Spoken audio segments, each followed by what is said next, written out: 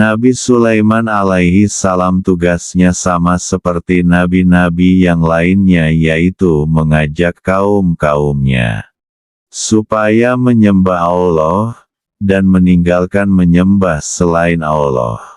Garis bawah, Nabi Sulaiman selain mengajak manusia supaya beriman kepada Allah, makhluk gaib pun seperti jin diperintahkannya supaya beriman kepada Allah. Menurut sebagian riwayat, makhluk gaib jin yang terakhir beriman kepada Nabi Sulaiman dan iman kepada Allah namanya yaitu Rotul Aswad. Yang mana Rotul Aswad itu ibadahnya menyembah api. Kemudian Nabi Sulaiman memerintahkan burung hudhud mengantarkan surat ke Rotul Aswad yang isi daripada surat itu supaya meninggalkan menyembah api. Rotul Aswad tinggalnya masih di kawasan negara Sabah, berada di dalam batu yang sangat besar. Kemudian burung hudhud itu masuk ke dalam batu dari tempat masuknya Rotul Aswad sampai ke tempat Rotul Aswad. Kebetulan Rotul Aswad itu sedang tidak ada di tempatnya, lalu surat dari Nabi Sulaiman disimpan oleh burung hudhud di tempat tidurnya Rotul Aswad. Selang waktu beberapa jam, kemudian datanglah Rotul Aswad. Sebelum Rotul Aswad masuk ke dalam batu, dia merasa tidak enak perasaannya. Kemudian Rotul Aswad meneliti di sekitar batu itu. Lalu Rotul Aswad masuk ke dalam batu itu, dan dia merasa kaget karena dia melihat di tempat tidurnya ada sepucuk surat, dan dibacalah surat dari Nabi Sulaiman itu. Setelah selesai membaca surat dari Nabi Sulaiman, Rotul Aswad marah yang luar biasa.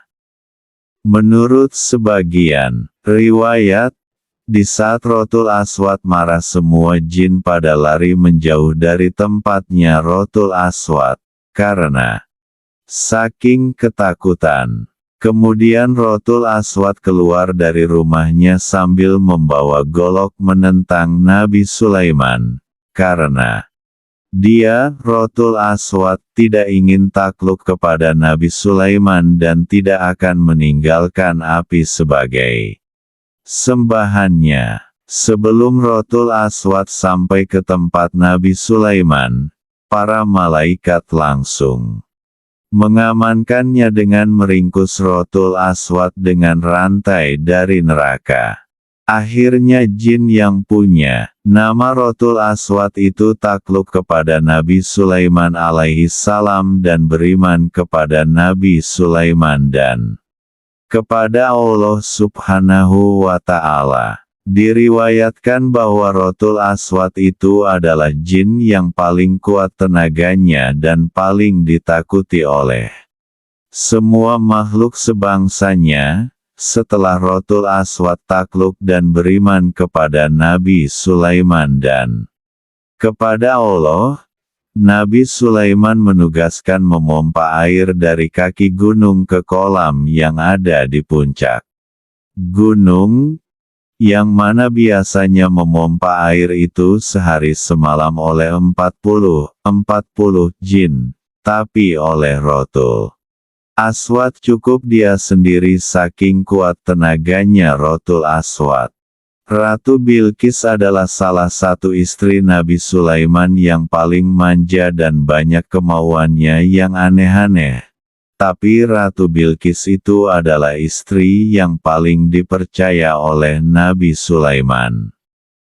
Kolam yang ada di puncak gunung itu pun adalah permintaan Ratu Bilqis, juga meminta kepada Nabi Sulaiman supaya Nabi Sulaiman membuat ikan dari emas 24 karat dan ditaburi oleh intan berlian, juga ikan dari perak yang sama harus ditaburi oleh intan berlian, dan minta supaya berdoa kepada Allah diberi nyawa ikan-ikan itu, Nabi Sulaiman pun menuruti apa yang Ratu Bilqis pinta. Karena Nabi Sulaiman adalah nabi dan rasul, doanya dikabul Allah, sehingga di kolam itu ikan-ikan dari emas asli dan perak asli hidup sebagaimana biasa ikan yang ada di kolam. Para pembaca yang semoga Allah ridhoi, demikian kisah sejarah Nabi Sulaiman alaihi salam yang kami ambil. Sumbernya dari kitab Tafsir Jalalain dan Tafsir Hojin. Tanda pagar, Nabi Sulaiman menangkap iblis. Garis bawah, Nabi Sulaiman alaihi salam pernah menangkap iblis dan memenjaraknya selama beberapa hari. Namun kemudian dilepaskan lagi karena mendapat teguran Allah Subhanahu wa Ta'ala dan karena banyak rakyatnya mengeluh karena kelaparan. Seperti banyak diketahui, bahwa Nabi Sulaiman memiliki kerajaan yang besar sekali, wilayah kekuasaannya sangat luas dan banyak musuh yang tunduk kepadanya dari berbagai golongan, dari golongan manusia, binatang, jin dan bahkan iblis pun tunduk pula kepadanya. Dalam sebuah riwayat disebutkan bahwa Nabi Sulaiman alaihi salam memohon kepada Allah Subhanahu wa Ta'ala, "Ya Allah, Engkau telah menundukkan kepadaku manusia, jin, binatang buas, burung-burung dan para malaikat. Ya Allah, aku ingin menangkap iblis dan memenjarakannya, merantai dan mengikatnya, sehingga manusia tidak berbuat dosa dan maksiat lagi." Allah Subhanahu wa Ta'ala kemudian mewahyukan kepada Sulaiman alaihi salam, "Wahai Sulaiman, tidak ada kebaikannya jika iblis ditangkap." Nabi Sulaiman alaihi salam tetap memohon, "Ya Allah, keberadaan makhluk terkutuk itu tidak memiliki kebaikan di dalamnya." Allah berfirman, "Jika iblis tidak ada, maka banyak pekerjaan manusia yang akan ditinggalkan." Nabi Sulaiman memenjarakan iblis. Nabi Sulaiman berkata, "Ya Allah, aku ingin menangkap iblis selama beberapa hari saja." Allah Subhanahu wa Ta'ala berfirman, "Bismillah, tangkaplah iblis." Kemudian Nabi Sulaiman alaihi salam menangkap iblis dan merantai serta memenjarakannya. Nabi Sulaiman tampak puas setelah memenjarakan iblis laknatullah itu. Sementara itu, Nabi Sulaiman alaihi salam merajut tas untuk dijual ke pasar setiap harinya. Beliau memang memiliki kerajaan yang sangat besar, namun untuk keperluan makan, beliau mencari sendiri dari hasil jerih payahnya.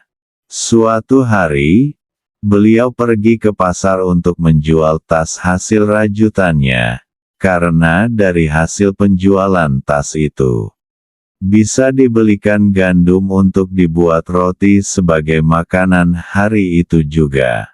Padahal dalam beberapa riwayat disebutkan bahwa dapur kerajaan Nabi Sulaiman telah dimasak 4.000 unta, 5.000 sapi dan 6.000 kambing.